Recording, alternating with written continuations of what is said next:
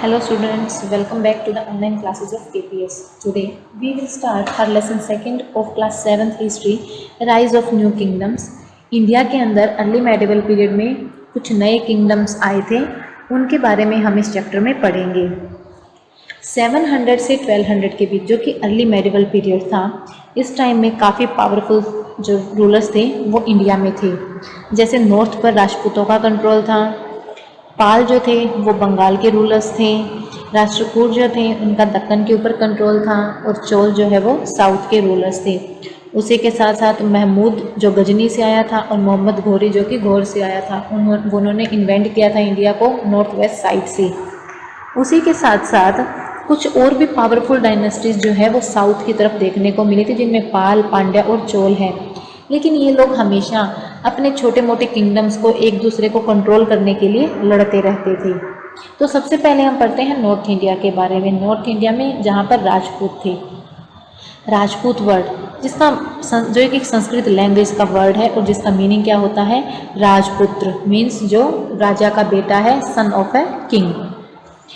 Historians जो है या स्कॉलर्स जो है उन्होंने राजपूतों की कुछ लाइनेज मतलब किस समय से किस समय तक वो थे उसके बारे में बताया, और उसके बारे में उनके जो व्यूज़ जो थे वो काफ़ी डिफरेंट है।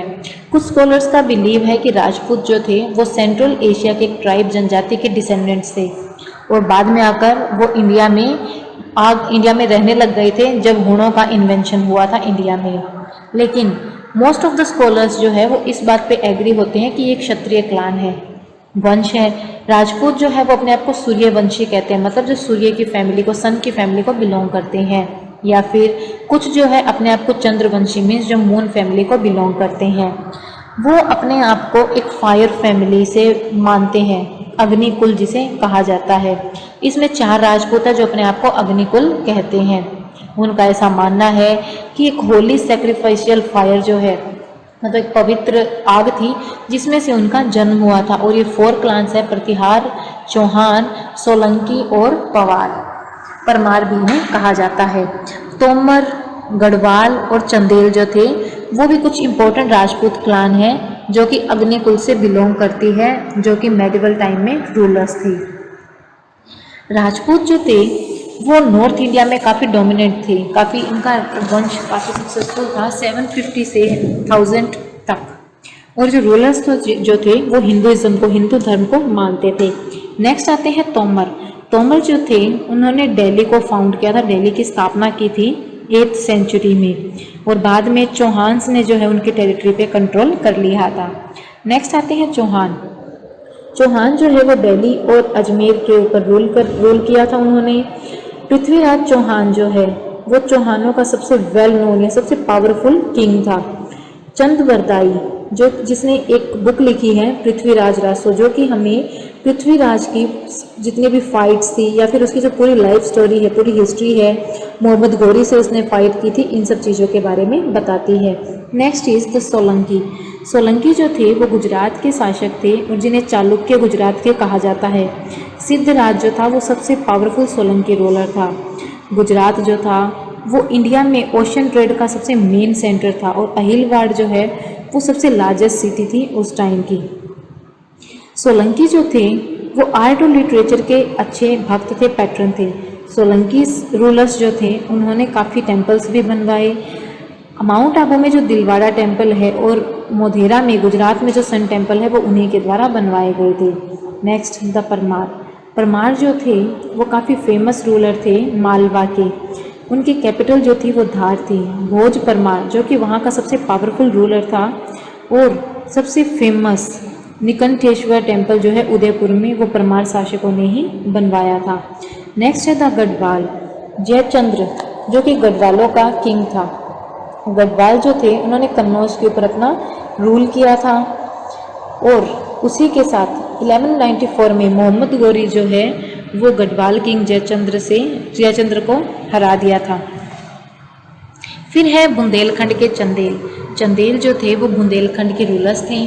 कीर्तिवर्मन जो था वो सबसे पावरफुल चंदेल रूलर था। खजुराहो जो है वो उनकी कैपिटल सिटी थी, और इसी के साथ साथ उन्होंने वहाँ पर काफ़ी सारे ब्यूटीफुल टेम्पल्स भी बनवाए थे। नेक्स्ट आता है द गुर्जर प्रतिहार। गुर्जर प्रतिहार जो है उन्होंने वेस्टर्न इंडिया के ऊपर अपना कंट्रोल किया था और सेंट्रल और वेस्टर्न राजस्थान पे भी उनका कंट्रोल था और सेंट्रल इंडिया पे भी कुछ पार्ट्स पे उनका कंट्रोल था। नागभट्ट फर्स्ट सबसे पावरफुल रूलर था उस डायनेस्टी का। उसने अपने रीजन्स को काफ़ी ज़्यादा एक्सपेंड किया। वत्सराज और भोज जो थे वो दूसरे कुछ रूलर्स थे उस डायनेस्टी के। राजा भोज जो था उसने सबसे लार्जेस्ट एम्पायर की नॉर्थन इंडिया में स्थापना की थी, इस्टेब्लिश किया था। कन्नौज जो है वो उसकी कैपिटल थी। राजा भोज जो था उसने सिल्वर कॉइन इशू किए थे, जारी किए थे, जिसके ऊपर वरा का मार्क था जो कि एक इनकारनेशन है विष्णु का। उसे आदिवरा भी कहा जाता था। राजा भोज को सक्सीड किया बाद में उसके बेटे महेंद्र पाल ने। अल मसूदी एक फॉरेन ट्रेवलर था जो कि काफ़ी पावरफुल था और उसकी काफ़ी प्रेस्टीज थी प्रतिहार रूलर्स में। प्रतिहार रूलर्स जो थे वो लर्निंग और लिटरेचर के काफ़ी अच्छे पैटर्न थे। प्रतिहार जो थे उनके ट्रेड रिलेशन सेंट्रल एशिया के साथ बहुत अच्छे थे। एक इंस्क्रिप्शन मिला है हरियाणा के करनाल में जिससे वहाँ के कुछ इम्पोर्ट किए हुए घोड़ों के बारे में हमें पता लगता है जो कि सेंट्रल एशिया और अरब से मंगवाए गए थे। 1018 में जो महमूद ऑफ गजनी था उसने प्रतिहार रूलर को हरा दिया था और बाद में ये डायनेस्टी ख़त्म हो गई थी। नेक्स्ट है द पाल डायनेस्टी जो थी उसकी स्थापना की थी गोपाल ने 750 में। उसका यूनिक फीचर ये था कि वहाँ पे किंग को इलेक्ट किया जाता था। जैसे एक हेरिडिटरी होता है कि राजा फिर उसका बेटा राजा, लेकिन यहाँ पर इलेक्टेड किंग होता था। धर्मपाल और देवपाल जो थे वो सबसे ग्रेट रूलर्स थे। उन्होंने बहुत बड़े एम्पायर को बिल्ड किया। पाल रूलर्स जो थे उन्होंने प्रतिहार और राष्ट्रकूटों की तरफ से काफ़ी ज़्यादा प्रॉब्लम्स फेस की और बाद में उन्होंने अपने कंट्रोल को कन्नौज तक एक्सपेंड किया। कन्नौज जो था एक पावर का सिंबल था उस टाइम में क्योंकि वो गंगा वैली के पास था और जिसकी वजह से रिसोर्सेज से काफ़ी रिच था। और इसी टाइम में पाल जो थे उन्होंने अपने रीजन को एक्सपेंड किया और सक्सेसफुली और आसाम, उड़ीसा और नेपाल के कुछ पार्ट्स के ऊपर अपना कंट्रोल कर लिया।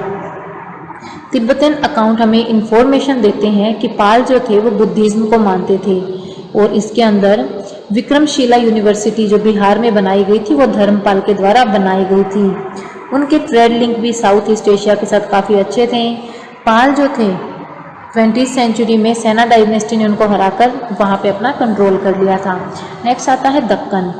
दक्कन जो है वो कृष्णा और नर्मदा नदी के बीच का रीजन है। वहाँ पर सबसे पहले राष्ट्रकूटों ने अपना कंट्रोल किया। राष्ट्रकूट जो थे वो 8th सेंचुरी में कंट्रोल पावर में आए। दंतीदुर्ग या दंतीवर्मन जो था वो राष्ट्रकूट किंगडम का फाउंडर था। डायनेस्टी जो है अपने ग्रेट वॉरियर्स और एडमिनिस्ट्रेटर्स के लिए काफ़ी ज़्यादा फेमस थी। इस डायनेस्टी ने नियर अबाउट 200 ईयर्स तक रूल किया।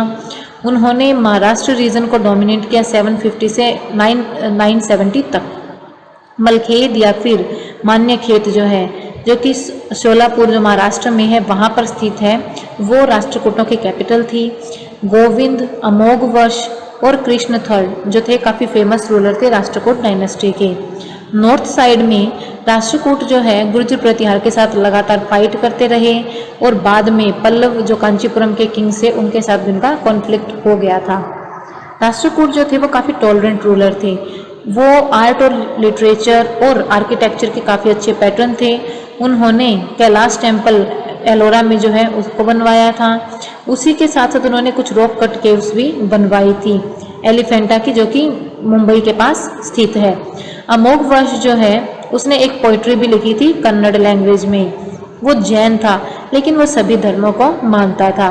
मुस्लिम ट्रेडर्स जो है उस टाइम में ट्रेड के लिए अलाउड थे। राष्ट्रकूट टेरिटरी जो है वो इस्लाम को भी अलाउड करती थी। फिर कुछ अदर किंगडम्स जो दक्कन के थे उसमें आते सबसे पहले चालुक्य जो कल्याणी के शासक थे उन्हें चालुक्य या फिर वेस्टर्न चालुक्य के नाम से बाद में जाना जाता था।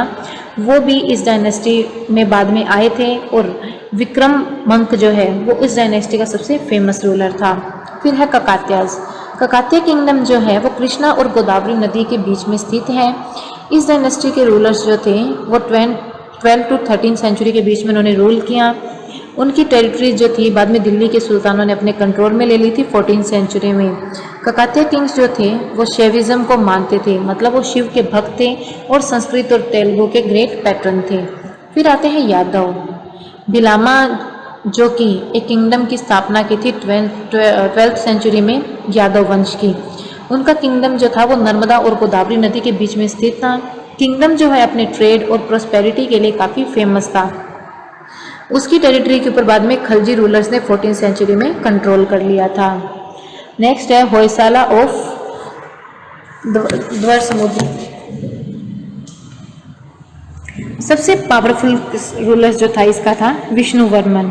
उसने इस रीजन के ऊपर जो प्रेजेंट डे में कर्नाटक अपना कंट्रोल किया।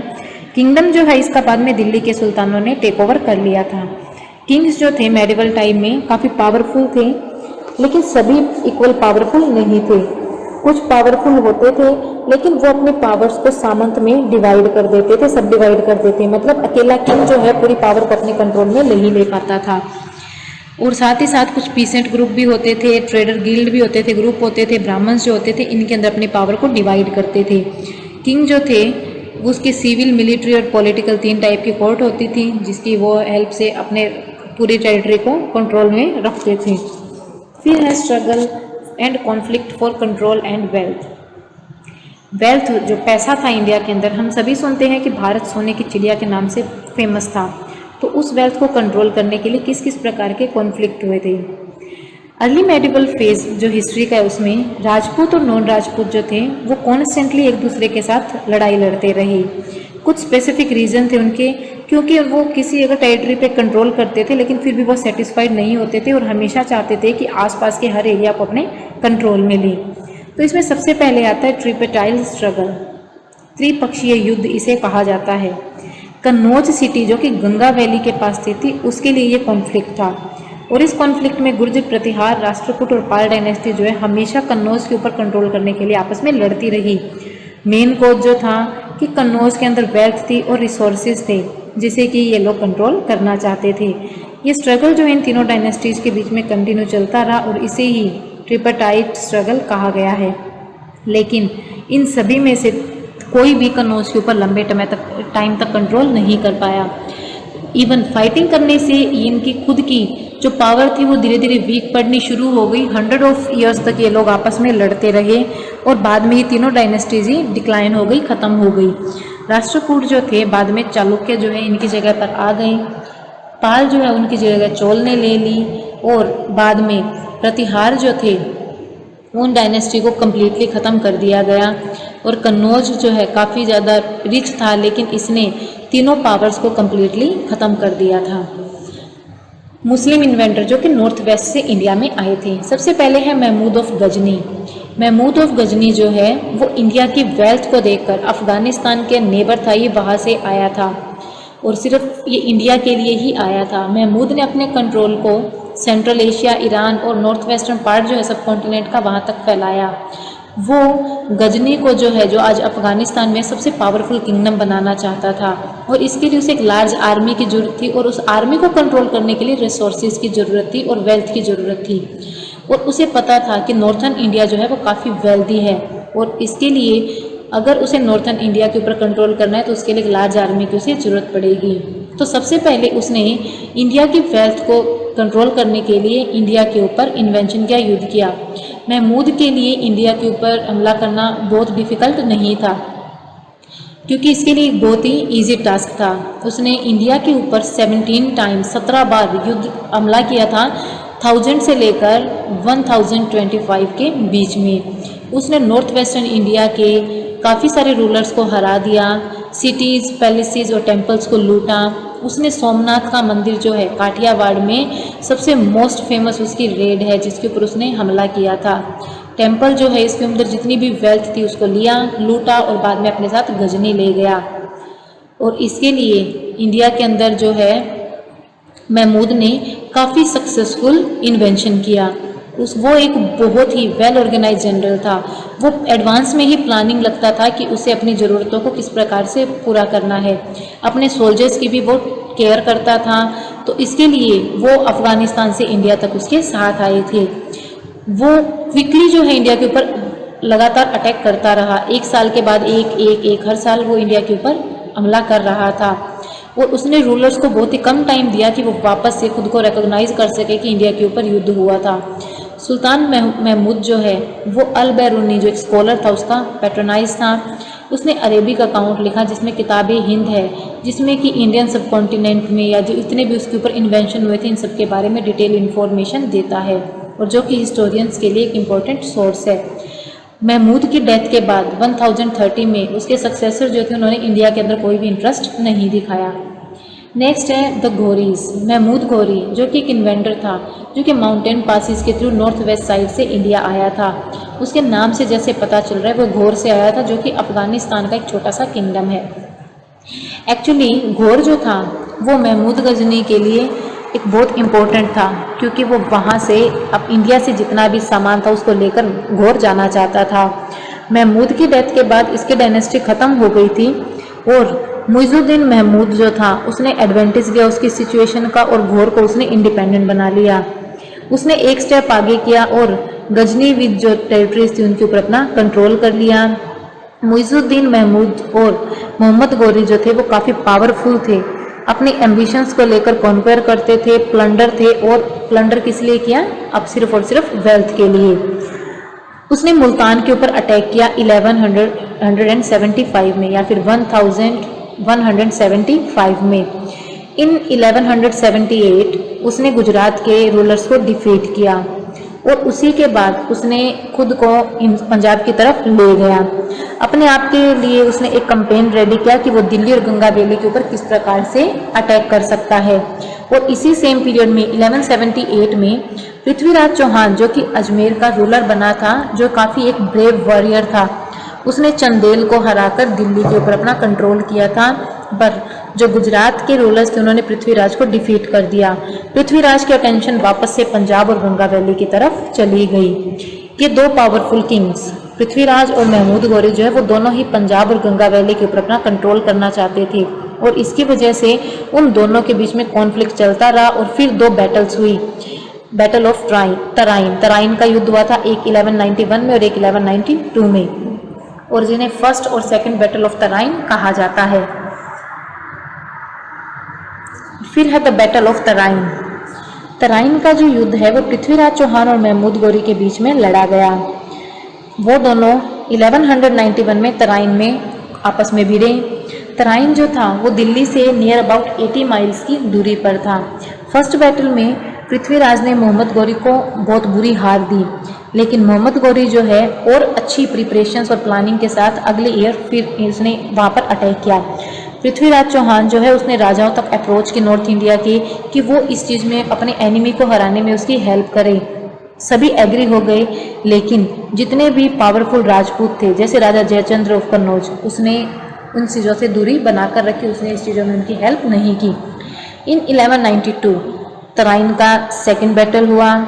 मोहम्मद गौरी जो उसने पृथ्वीराज चौहान को हरा दिया और इसी विक्ट्री के साथ मोहम्मद गौरी जो है वो दिल्ली का मास्टर बन गया और ईस्टर्न राजस्थान के ऊपर भी उसने कंट्रोल कर लिया। इन 1194 मोहम्मद गौरी जो है उसने जयचंद जो कन्नौज का किंग था उसको भी हरा दिया चंदवाड़ की युद्ध में। 1192 से 1206 तुर्किश रूलर जो थे वो गंगा, यमुना, दोआब, बिहार, बंगाल इन सब के ऊपर उसने कंट्रोल कर लिया। महमूद गौरी जो है वो दूर नहीं रहा, उसने कुतुबुद्दीन ऐबक को अपना, जो कि उसका एक ट्रस्टेड जनरल था, उसको हाथ में ये सब संभलाकर बख्तियार खिलजी को उसका इंचार्ज बनाकर उस टेरिटरी को छोड़कर चला गया। मोहम्मद गौरी जो है उसका रास्ते में ही गजनी जाते समय मर्डर कर दिया गया और उसे तुर्किश रूल में का इंडिया में संस्थापक माना जाता है। Next is south India. South India के 3 इंपॉर्टेंट किंगडम्स थे जो पल्लव, पांड्या और चोल है। ये तीनों जो है हमेशा आपस में स्ट्रगल करते रहते थे अपने आप को सुपर दिखाने के लिए। तो सबसे पहले आते हैं पल्लव। पल्लव जो थे वो बहुत ज़्यादा पावरफुल किंग्स थे 7th से 8th सेंचुरी के बीच में। उनकी कैपिटल जो थी वो कांची थी। उन्होंने काफ़ी सारे ब्यूटीफुल टेम्पल्स बनवाए जो कि स्टोन से बने हुए थे। पल्लव जो है वो चोल शासकों से 9th सेंचुरी में हार गए थे और उनका रूल जो है वो ख़त्म हो गया था। नेक्स्ट आते हैं पांड्या। पांड्या जो है उन्होंने अपने कैपिटल मदुरै को बनाया था और उनके बारे में हमें डिटेल अकाउंट जो है वो मार्को पोलो ने दिया और 14th सेंचुरी में इनका किंगडम डिक्लाइन हो गया था। नेक्स्ट है द चोल। चोल डायनेस्टी जो है वो सबसे स्ट्रॉन्ग एम्पायर था साउथ इंडिया का 800 से 1200 के बीच में। रूलर्स जो इस डायनेस्टी के थे वो काफ़ी इंपीरियल थे क्योंकि वो जो है उन्होंने साउथ इंडिया में अपने खुद का एक बड़ा एम्पायर जो है वो बनाया था। उन्होंने साउथ इंडिया पर 4 सेंचुरीज के अबाउट जो है रूल किया था। उनकी कैपिटल जो थी जो तंजौर थी, जिसे आज तंजावुर कहा जाता है। विजयला जो है जिसने चोल डायनेस्टी की स्थापना की थी, उसने एक टाउन बनाया तंजावुर, जो कि एक ब्यूटीफुल सिटी ऑफ टेम्पल्स थी, मंदिरों का नगर जिसे कहा जाता था।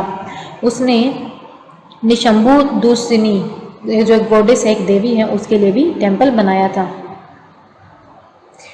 एसोसिएशन और असेंबली जो है वो सबसे इम्पोर्टेंट पार्ट थी चोल एडमिनिस्ट्रेशन में। उन्होंने सबसे इम्पोर्टेंट रोल प्ले किया था लोकल सेल्फ गवर्नमेंट को बनाने के लिए मॉडर्न टाइम में। उर और सभा जो थी वो 2 इम्पोर्टेंट असेंबली थी जो कि सेल्फ गवर्नमेंट का एग्जाम्पल थी। उर एक जनरल असेंबली थी लोगों की, जो कि लैंड ओनर्स जो है गाँव के, जो इकट्ठे होते थे इस असेंबली में। उर के जो मेंबर्स थे और सभा जो थी, उन्हें एडमिनिस्ट्रेटिव एक्सपीरियंस होना ज़रूरी था, उन्हें ऑनेस्ट होना ज़रूरी था, उन्हें अपने और अपने फैमिली मेंबर्स का एक फेयर अकाउंट जो है असेंबली के इलेक्शंस में प्रेजेंट करना होता था। सभा जो है वो क्या फंक्शन करती थी, वो क्या करती थी, प्रिंटक इंस्क्रिप्शन जो है बनाती थी, मतलब कि कमेटीज़ के थ्रू जो है अलग अलग एस्पेक्ट जो है लोकल एडमिनिस्ट्रेशन जैसे temple, garden, land revenue, law और ऑर्डर, इन सब के बारे में जानकारियाँ देती थी। इसी पीरियड में ट्रेड और कॉमर्स जो था वो इसकी पीक पर था, काफ़ी ऊंचाई पर था। चोल इंस्क्रिप्शंस में ट्रेडिंग ऑपरेशंस के बारे में मेंशन किया गया है, जिसे मनीग्रामम कहा गया है। मनीग्रामम जो है इनलैंड टाउन्स जो है, इसके साथ साथ कोस्टल एरियाज के टाउन्स को भी कहा गया है। Next is agriculture. चोल ने जो एग्रीकल्चर में नए डेवलपमेंट किए थे, उन्होंने लार्ज स्केल कल्टीवेशन एरियाज को ओपन किया, उन्होंने ज़मीन को लेवल अप किया और फॉरेस्ट को क्लियर किया। चोल जो है उन्होंने एग्रीकल्चर की नई आर्ट को भी सीखा कि साल में किस टाइप से 2 क्रॉप्स का एग्रीकल्चर किया जा सकता है।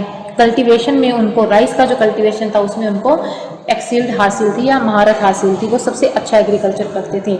Next is irrigation. चोल जो है उनकी वेल ऑर्गेनाइज इरिगेशन सिस्टम था। ब्रांचेज जो कावेरी रिवर की है उसे कुछ छोटे छोटे चैनल्स में डिवाइड कर दिया गया, जिससे कि एलुवियल फर्टाइल सॉइल जो है वो इनके किनारों पर है, वहाँ पे आसानी से एग्रीकल्चर किया जा सके। और इस टेक्निक से लैंड जो है वो फर्टाइल बनी और इसी के साथ साथ क्रॉप्स का जो प्रोडक्शन था वो भी अच्छा होने लग गया।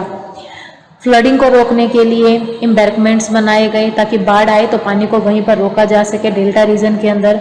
चोल जो थे उन्होंने कई कनाल्स भी बनाई ताकि वाटर को फील्ड तक पहुंचाया जा सके। आर्टिफिशियल वाटर क्रॉपिंग जो है उसका भी उन्होंने यूज़ किया। कुएं खुदवाए गए, बड़े बड़े टैंक बनवाए गए ताकि रेन वाटर को कलेक्ट किया जा सके।